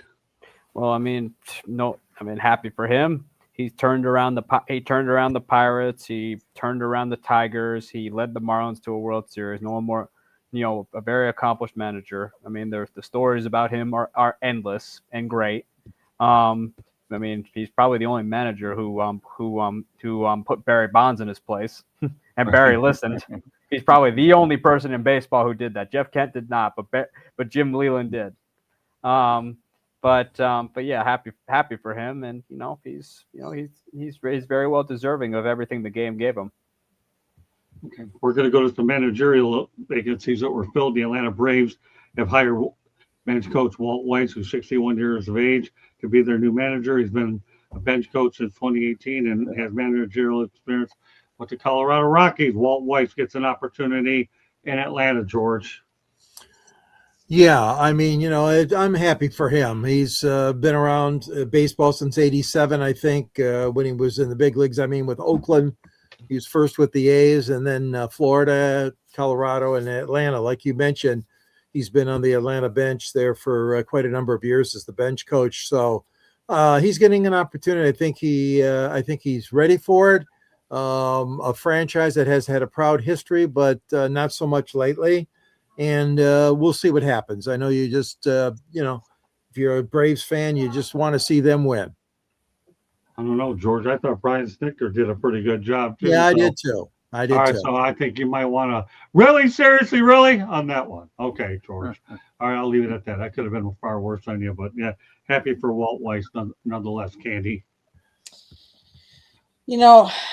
Kudos to a player who plays for a team, because he played for the Braves back in 98 to 2000, and then he was a coach from 2018 to 2025, and now manager. He was initially drafted by the Baltimore Orioles back in the 10th round of the 1982 amateur draft. But he decided to put his professional baseball career on hold and attend the University of North Carolina at Chapel Hill. In 84, he played collegiate summer baseball with the Wareham Gatemen of the Cape Cod Baseball League, where he was named a league all-star and set a league record for most doubles in a season. In June of 85, he was then the 12th overall pick in the 1985 draft. So he's been in baseball a long time, is what I'm saying. He's like a baseball lifer, and baseball lifers normally make pretty good managers. So hopefully he'll be able to turn around the Atlanta Braves. Well, Barry, you ought to know you're a baseball lifer too. What do you think about Walt? I like him. He's an ex-shortstop, and they usually have good baseball credentials behind them and acumen for the game. I hope he does well. I think he's, deserves the job. And, if let's face it, they got the horses if they keep the horses healthy. And if you keep them healthy, they should be a contender again. Warren? Well, I was fortunate enough to see him play in Oakland for a long period of time, and he was a very good player. It doesn't necessarily make a great manager, but being a lifer for 40 years, obviously he knows something about the game, and he's got a lot to give. And Atlanta's not that far away. I mean, they've been competitive for the last 15, 20 years, so he doesn't have a lot of work cut out for him. It's more the GM job of bringing the players in, and he can run the show for them, and I think it's a good move for Atlanta, without question. Eric? I mean, I thought the hiring was underwhelming. I thought Brian Snicker kind of wore out there. But the Braves have mostly what happened last year. The Braves were just banged up. They've been banged up by injuries, and I still think they have a window to open. I mean, it didn't help that they lost Ronald Acuna again. And I think that if they can get Acuna back to full strength, they have a chance. But I thought the hiring was underwhelming. It wasn't like anything to cheer about. I think they just promoted from within, which personally I didn't think was the route to go, especially what happened last year, because I thought Snickers, I thought that bench ran its course, but apparently the Braves don't think so. So we'll see how it goes. But I know Walt Weiss was a good player for a long time. All right, let's go back to baseball history. So, and we're going to talk about Ichiro Suzuki gets ejected for the first time and only time in his 19-year career, arguing balls and strikes. I guess this goes back to September 26th. It doesn't matter when it happened. The fact that he only got ejected one time in his career, Ichiro Suzuki, is incredible in its own right, George. Oh my God! Yeah, are you kidding me? I mean, that's very unusual. That's very unusual for a major league player that's been around as long as he has. And his career one time only. That is an unbelievable achievement, because most guys have at least tasted the old ejection, the old thumb, as they used to say. Umpire gave him the thumb more than once, but mild-mannered, plays the game professionally, and doesn't sit around and just whine and moan and cry, and not a crybaby at all. That's certainly true of Suzuki by that one-time ejection only.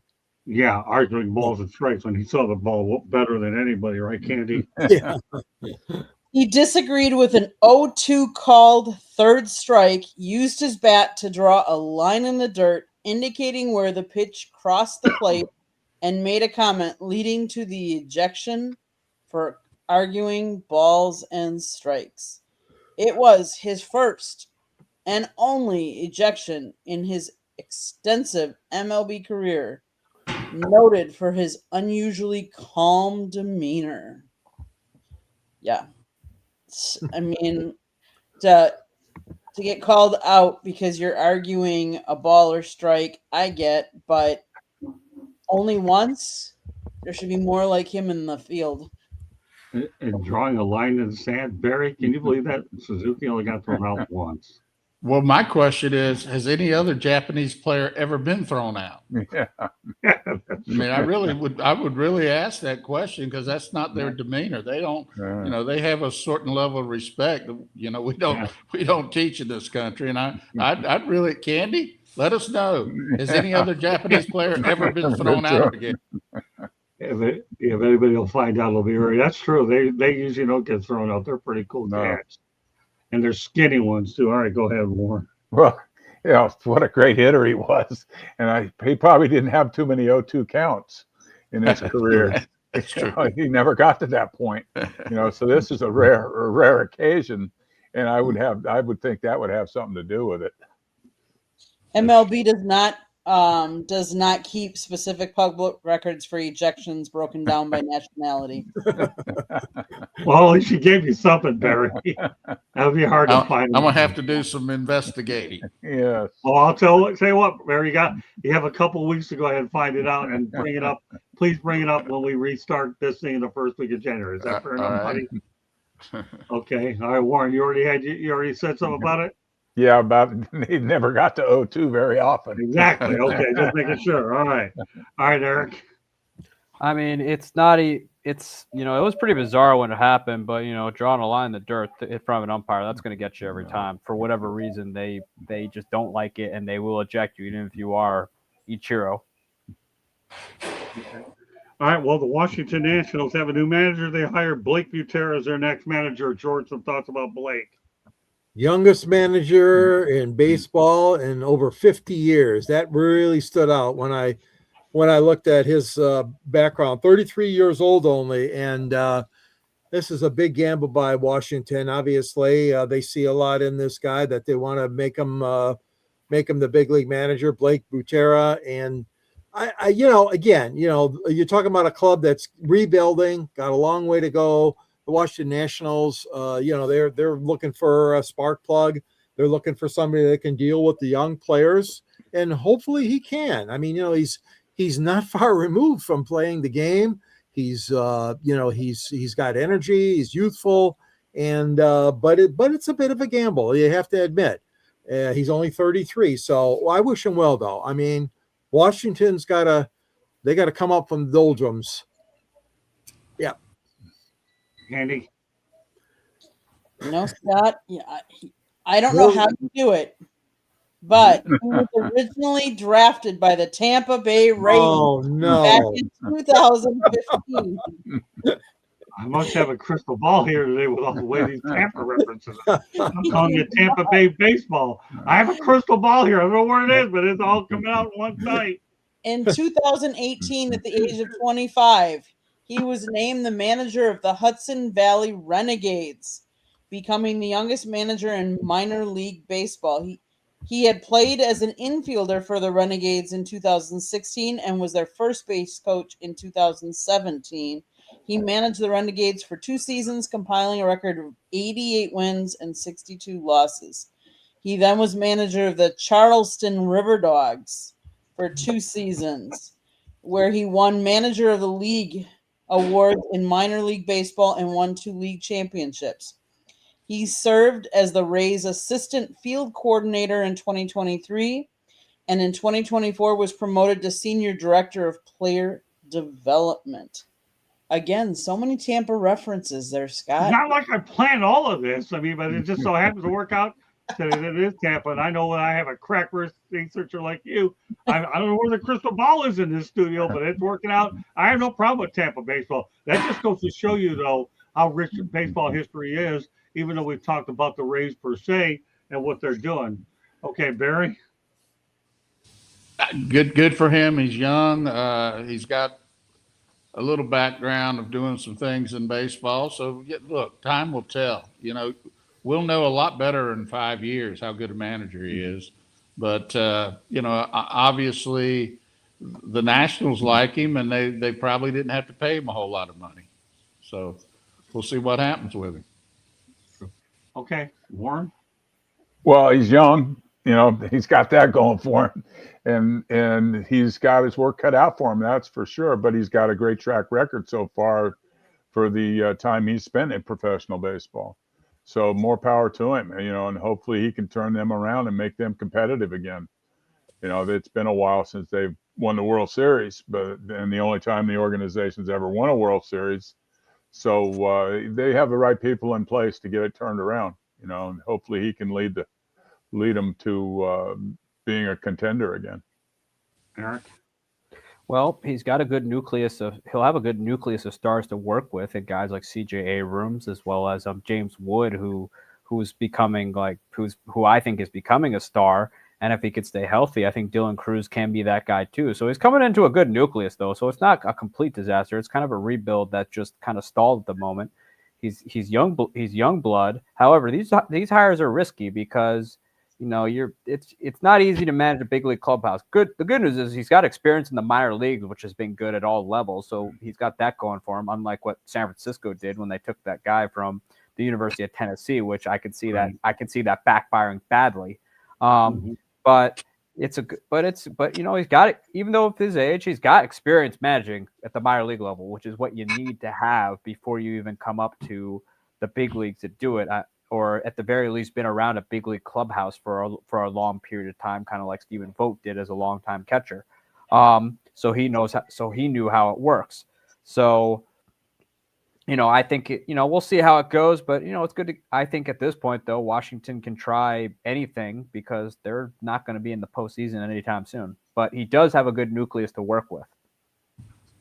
Let's talk about a former Washington National. Steven Strasburg joins the San Diego State as a special assistant to the head coach. Obviously played for Tony Gwynn at San Diego State. George, Steven Strasburg going back to not Tampa, but at least this time San Diego. Unless Candy digs up another Tampa reference I don't know about. Yeah. Yeah. So that's good for him. I mean, he wants to stay in baseball, and going back to where you were in the days when you were younger and trying to make a name for yourself as a ball player. That's good. San Diego's a wonderful city. Obviously, the Aztecs are, a good team in college baseball. I think it's a good fit for him.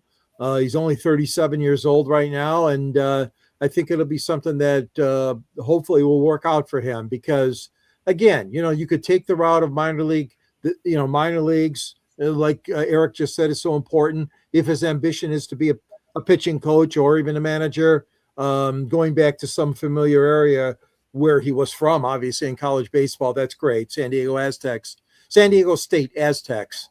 Yep. I'm happy for him. Good move for him. Candy. San Diego State used Strasburg as a relief pitcher in his freshman year. He began the season pitching in middle relief before becoming the Aztecs closer.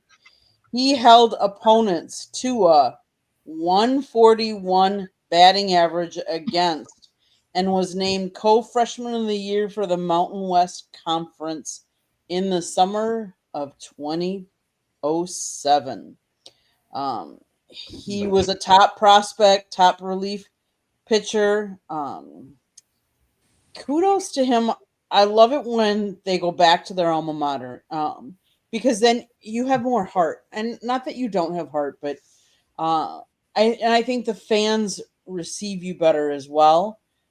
He's obviously he had some injury problems, but as a manager, hopefully he does really well. Well, I mean, he's going to be a special assistant to the head coach, but yeah, he definitely carries clout. Alma mater, we all know that we're connected to that university. Barry, what are your thoughts about Stephen going back to San Diego State? Well, I think it's probably really good for San Diego State, and I think I don't even think there'd be an argument that he's the richest coach in all of college sports. So that's a good thing. Yeah, he's saying what would have been the story if he had stayed healthy for sure. Warren. Oh yeah, he was a phenom coming out of college, and now he gets a chance to give back where he started, where it all started for him college wise. And now he goes back and he can give these kids experience, and not only that, but he'd be a great person to have recruiting for you, come and help San Diego State continue to have the great background there, the great, all the great, Tony Gwynn being the manager there, having played there, all the great players that have played there, to continue that, keep that going. Yeah, I don't think she'd have a hard time recruiting for San Diego State, as beautiful as it is out in San Diego. Right. But that doesn't hurt to have him there either, Eric. Right. Well, I think I think college sports nowadays is about getting names on a coaching staff, not necessarily if they can coach or not. And Steven Strasburg is a name. I think he would have, I'm not sure if he would have gotten the Hall of Fame, but he would have had a very strong career had he been able to stay healthy. But good for him. I mean, he clearly still wants to be around the game, and I think that college pitchers will benefit from learning from him. All right, one more managerial hire worth talking about, then we'll go back to the Dodgers to wrap up the show. The Minnesota Twins have hired, former Pirates manager Derek Shelton as their next manager. He serves as the Twins bench coach from 2018-2019. George, you like the hire? Yeah, I do. I mean, he deserved another opportunity. I know it's been, not obviously a great successful career as a manager, but the Twins, again, are a team that, they were in the hunt, in that division with Detroit. And then they had the little folding act a year ago, swooning. And so I think you want to go to somebody that's more experienced like him. I think it's a decent move by Minnesota. We'll see if it pans out, though. Candy? Yeah, I mean, I think it's a good move. Anytime you can grab people that can help your organization, kudos to you. Barry? Yeah, I'm fine with it. He's got experience. I don't think it'll hurt him, and I'm kind of like Eric. Anybody but the University of Tennessee coach has got to be a better hire. So that's all I can say at the moment. That's fair enough. Okay, go ahead, Warren. I'm real happy for him. I got to know Shelty a little bit when I was coaching in the Philly organization. He was with the Yankees at the time, and a great hitting guy. He was real instrumental in developing a lot of the Yankee young kids coming out of their system. And I thought he kind of, he was in a tough position in Pittsburgh, and they had a lot of injuries, and they couldn't keep guys their big stars on the field. And of course they struggled and they lost like crazy, and it's, and the manager's the one to go. You can't fire all 25 or 26 players now. And it's a shame because he just got himself in a tough situation. So hopefully things will pan out for him much better in Minnesota. I hope so. I like the Twins. They treated Candy and I really good during spring training last year. Hope to get back out there to see him again. Eric? I didn't like the hire, to be truthful. I thought it was underwhelming, and here's why. Because interestingly enough, when the Twins hired Rocco Baldelli, they passed up the opportunity to hire Derek Shelton at the time. What does that tell you? Yes, Derek Shelton had a rough go of it with the Pittsburgh Pirates, but be truthful, in recent years, who hasn't had a rough go of it with the Pittsburgh Pirates? The last time they were good, you'd have to walk through the halls of my high school. Or if you want to know when they were consistently good, you have to probably go back to when these two gentlemen were actually players. But I just thought it was underwhelming. I think that they were it's just a situation where I don't think they were really going to get much anybody. I thought some young blood, kind of like what the Nationals are doing now with Butera would have been good. Maybe not nearly as young, but at least someone who would be able to inject some life into that team. They got a couple of young players in Luke Luke Curacao, who I think is a Rookie of the Year candidate, and also they also Brooks Lee is a promising young player. But we'll see how it goes. But personally, I thought they should have gone younger because that team needs it. Well, we got about 12 minutes left in the show, and the reason why we should get these last couple topics out of the way. So when we talk about the year in baseball, let's put it in perspective where in the World Series, Shohei Ohtani ends up reaching base 9 times in the World Series, Game 3. George, is that one of the greatest performances you've ever seen? Oh, most definitely, Scott. You know, what he did in that game was just phenomenal. And that'll always be remembered by so many fans and so many people, followers of baseball. That was just a tremendous effort and outstanding game for him. And just kind of, you cannot say enough about this young man and how much he's meant to this game so far, especially to the Dodgers. And really hats off to him. That was just phenomenal game. Outstanding. Candy? You know, because of his contributions as a hitter and as a pitcher, a rarity as a two-way player, Ohtani's prime seasons have been considered amongst the greatest in baseball history. Some even compare him and I know it's early yet, but they're comparing him to Babe Ruth. So kudos to him for what he did in the World Series. He's definitely brought more of an awareness to all of baseball with his presence. Barry? Well, he's great for the game, and he can do things other players can't do. He can run, hit with power, and he's a pitcher. So I mean, he can do things that nobody else can do. Warren? Yeah, I think he's totally revolutionized the game because now they're giving some position players a chance to pitch on occasion, whether they not necessarily start, but maybe they pitch a closer type thing. So the kids in the minor leagues are allowed to play 2 positions, which is great. It just makes the game that much better. And the game he had in that World Series game was phenomenal. I believe he had 2 doubles, 2 home runs, and was walked intentionally 5 times, if I'm not mistaken, which is just amazing. That just shows that Toronto they wouldn't let him beat him in the extra innings. They didn't want to face him. Yeah, I like the way you use the words revolutionize the game. Great choice of words, Warren, for sure. Thank you. You're welcome. Eric? I mean, I wouldn't put him up there with Babe. I would not put him up there with Babe Ruth in the same light. But he had some iconic games. He had the game in the NLCS, which was probably the best. Which I'm going to say that was probably the best game a player has played all time, given his performance in the game 4 of the NLCS against the Brewers. Yeah, he's doing stuff that nobody else can do. I mean, there's no bones about it. Well, talk about more great performance in that series. Freddie Freeman had become the first MLB player in history to have 2 career walk-off home runs in the World Series. George, another incredible accomplishment in the World Series. Yes, for sure. And Freeman is a great ball player. I've always admired his work, and he certainly came to a team that has a winning pedigree with the Dodgers after leaving Atlanta.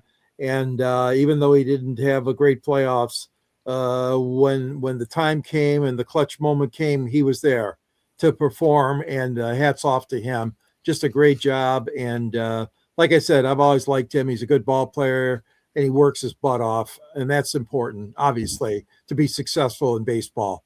So that's a great achievement. No question. Andy? He's a 3-time World Series champion. How many people aren't even a 1-time World Series champion? For him to do it 3 times is just crazy. 9-time MLB All-Star. Freeman won a Golden Glove Award in 2018, Silver Slugger in 2019, 2021, National League's Most Valuable Player in 2020. In 2024, he won the World Series MVP after setting a record of consecutive World Series games with a home run, including the first walk-off grand slam in World Series history.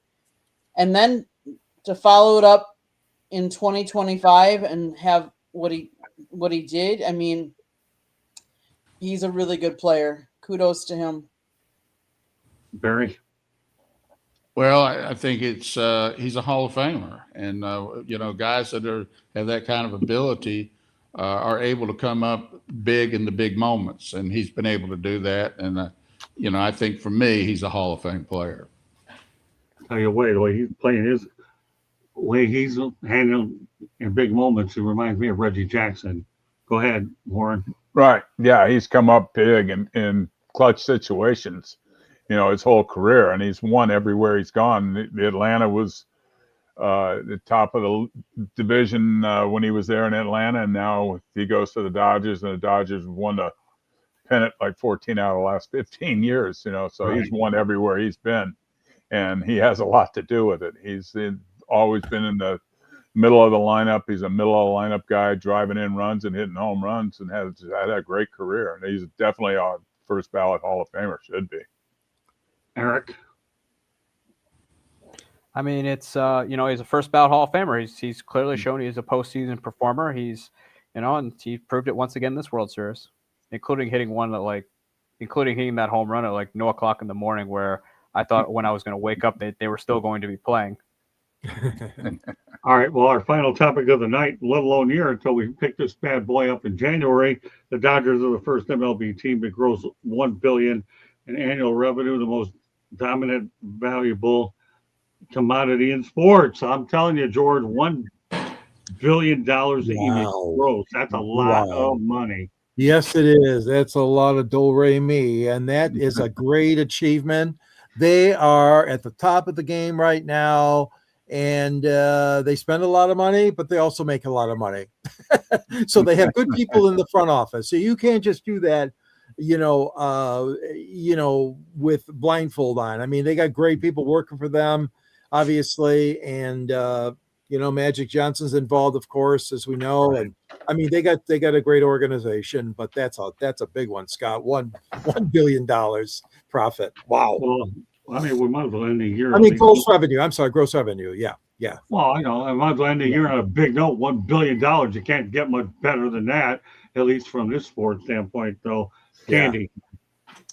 According to a new report from Sportico, the Dodgers become only the fourth team to gross at least $1 billion in revenue, a threshold previously only hit by NFL's Dallas Cowboys and La Liga clubs Real Madrid and Barcelona. He reports that the Dodgers are now worth $7.73 billion, including their real estate and related businesses. It's a 23% jump over last year. Who wouldn't like those kind of returns? So that's how we're ending this show with these big numbers, right, Barry? What are your thoughts about the Dodgers and what they got going on there? It's just a good example of the rich get richer and the poor just go farther in debt.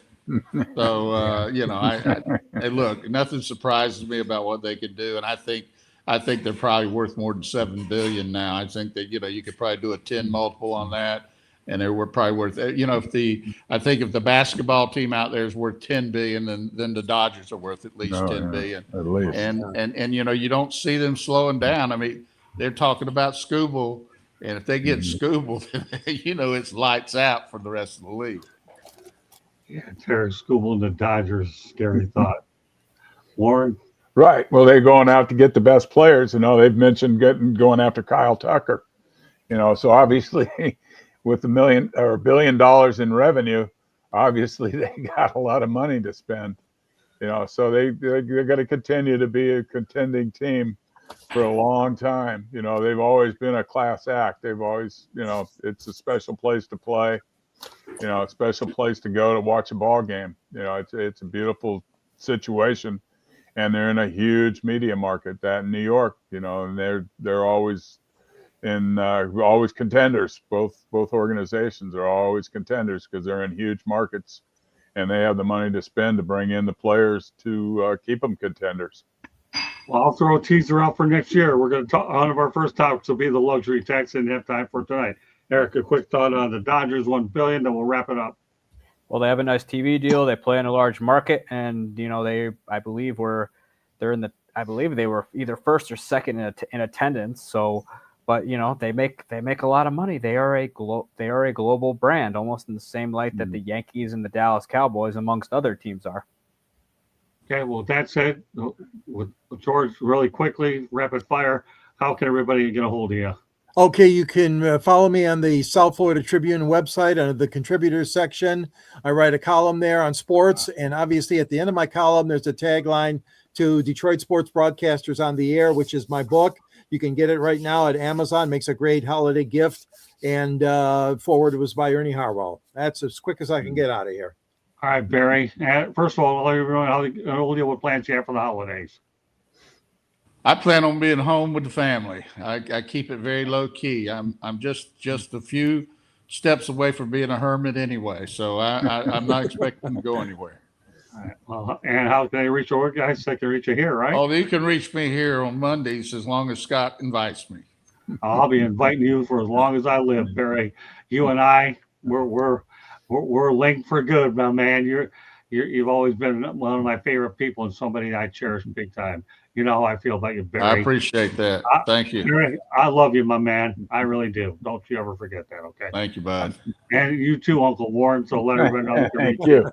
I can be reached at brewster40@gmail.com and here on Monday nights. All right. And last but not least, Eric. You can follow me on my Twitter account at Sports Team News, and you can also check out my blog at bellyupsports.com, where I'm currently writing about the Milwaukee Brewers. And I also contribute a little bit here and there on South Florida Tribune. And if you think I don't like your team, I probably don't. All right, Candy, one last station break, and then we're going to wish everybody Happy New Year. This group will be back the first week of January. So, Candy, real quickly.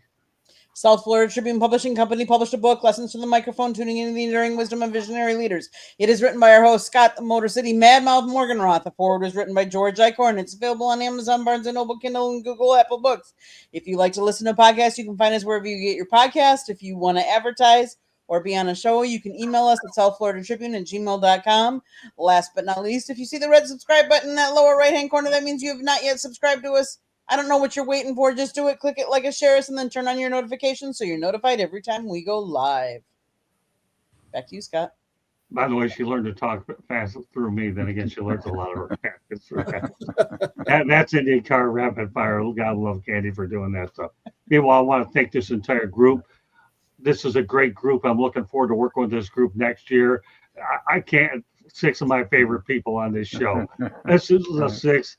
This is my all-star lineup on Monday nights here on 108 Stitches Baseball Talk. We want to wish everybody a happy new year and season's greetings. And I want to wish myself a happy birthday because you aren't going to be around. I'm not doing the show on December 29th. Just kidding with you. Well, not taking out the birthday, though. But no, I mean, I'll be 63, by the way, in case you want to know. But meanwhile, we'll pick this up here the first week of January. Once again, happy holidays to everybody out there, and we look forward to picking up baseball. We'll talk about the Dodgers luxury tax, and we'll get into the Hall of Fame because that'll be one of the hot topics going into the year, and I'll also update more World Baseball Classic. So on behalf of George Eichhorn, Candy Ebling, Barry Foote, Warren Brewster, and Eric Katz, my name is Scott Morganroth, Motor City Madmouth. Thank you for joining us on this edition of 108 Baseball Talk. Had a few extra topics because I wanted to make sure we got as much in so we didn't have to worry about as much updates as we're going to get. So I appreciate this group for staying with me a little bit longer than they normally do. God bless these people here on set. So we'll have more stuff to go. But meanwhile, take everybody season's greeting and Happy New Year from all of us at 108 Stitches Baseball Talk. Good night. Happy New Year. Happy holidays. Good night. Good night. Merry Christmas.